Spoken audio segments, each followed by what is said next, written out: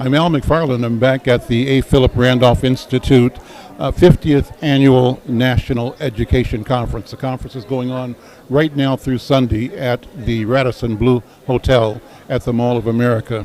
Pleased to present one of the participants in this wonderful conference. Terrance Afer-Anderson is here. He's the owner of Terra Entertainment Network. He is a television, video, and film producer, a playwright, and is here presenting his work that looks at a critical issue that affects black men in particular. Yes. Welcome to Minneapolis, first of all. I'm delighted to be here. Thank you for having me on the show. Well, thank you for being here.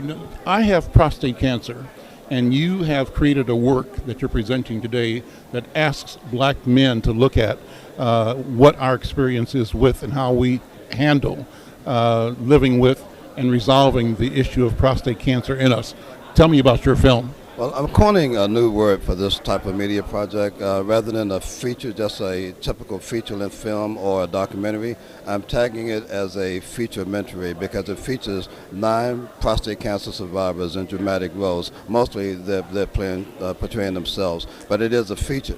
And I want to do something other than just a typical feature or a docudrama, where a docudrama being where reenactments are used to tell the story. I just wanted to feature the real people. And it deals with the African-American prostate cancer disparity. African-American men are diagnosed with prostate cancer at a rate of 1.5 times that of any other ethnic group, and we die from the disease at a rate of more than 2.5 times that of black men. I am myself a prostate cancer survivor. I was diagnosed in 2010. And because I had such a good outcome, I realized I wanted to just become a real advocate in terms of getting the word out about the disparity. And so I produced this film called The Black Walnut.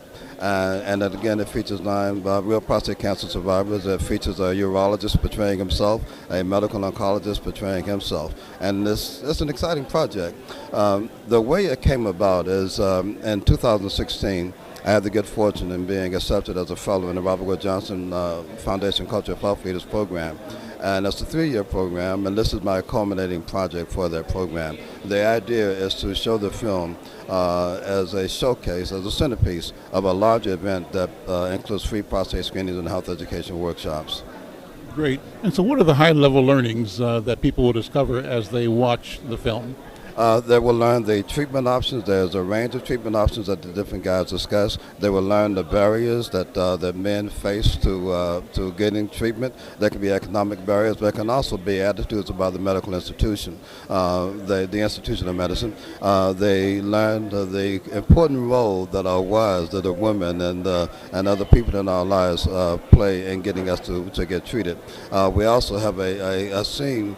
It's not comical, but I use that platform to show the racial prejudice and the cultural incompetency that some physicians have. In that role, I use a gentleman who is my executive coach, actually, who is not an actor, is not a physician, but I thought he'd be great in that role because he was aware of the health equity, diversity, and inclusion issues that is the forefront of the Robert Wood Johnson Foundation Culture of Health Leaders Program.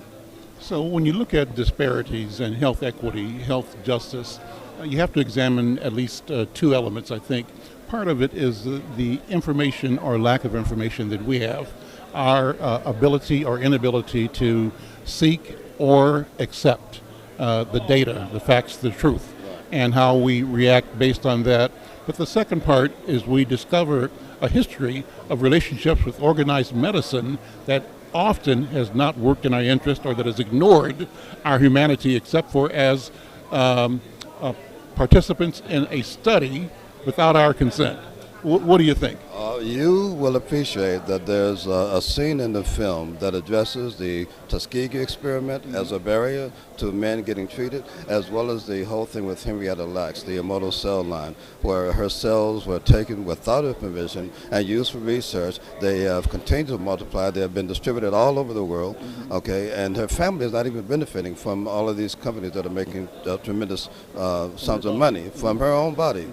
And the Tuskegee experiment, we say in the film, is called a 40-year-old sin because it's absolutely horrific what was done to these black men, a study that was conducted, mind you, by the United States Public Health Service. So we are aware of those things, and those things do in fact create barriers. But as a consequence of the Tuskegee experiment and so forth, the Congress did act, okay, with the influence initially of President Jimmy Carter by creating a council on not human rights but equity in terms of health studies. Yeah. So the future, let me ask you to close with this thought. The future, how do we mobilize and organize our people so that we become the most effective advocates of our own health, of our own dignity, of our own interests, and do that without apology, without hesitation? What do you think? Well, the whole idea is to recruit people with this film as those people that are prostate cancer survivors, to turn them into warriors, okay, to advocates to increase awareness of the disparity. And everyone that sees the film can become an ambassador to get the word out, because frankly we're looking at a pretty serious situation, so much so that I was telling you earlier, the National Institutes of Health just last year launched a study called Respond. Don't ask what the acronym stands for right now, but it's called Respond. And the whole idea is to do a survey, a study of 10,000 African American men to determine why the disparity does in fact exist. The genetic reasons, the environmental reasons, the social reasons, the economic reasons, and all of those do in fact come to play, because one of the barriers, of course, is a lot of men, black men, don't have that access to the health care to get that done. I mentioned that the film is a centerpiece of a larger initiative. I got the idea of the larger initiative from a program that I used to do before I retired from the Virginia Department of Health. I would hold an annual event every year where we provided free prostate screenings, and health education workshops. So I think the main thing that we all need to do is to advocate for ourselves. We really absolutely truly need to advocate for ourselves and understand everything as we can about prostate cancer, the implications of prostate cancer. The film, again, is called, and how do people reach it? Okay, it's called The Black Walnut. You guys are getting a special treat because the film is premiering here, and I'm still developing, okay? It's about 95% done, so it's an extraordinary premiere that you're getting. At some point, it's going to, after the Robert Wood Johnson Foundation stages the premiere, the formal launch will come shortly afterwards. Thank you so much, Terrance Afer-Anderson, President and founder of Terra Vision Entertainment Network, Inc., filmmaker, producer, television, radio, video. Thank you so much. Thank you, sir. It's been a delight. I'm Al McFarlane, Conversations with Al McFarlane at the A. Philip Randolph Institute National Education Conference in Bloomington at the Mall of America, Radisson Blue Hotel. We'll talk to you later on.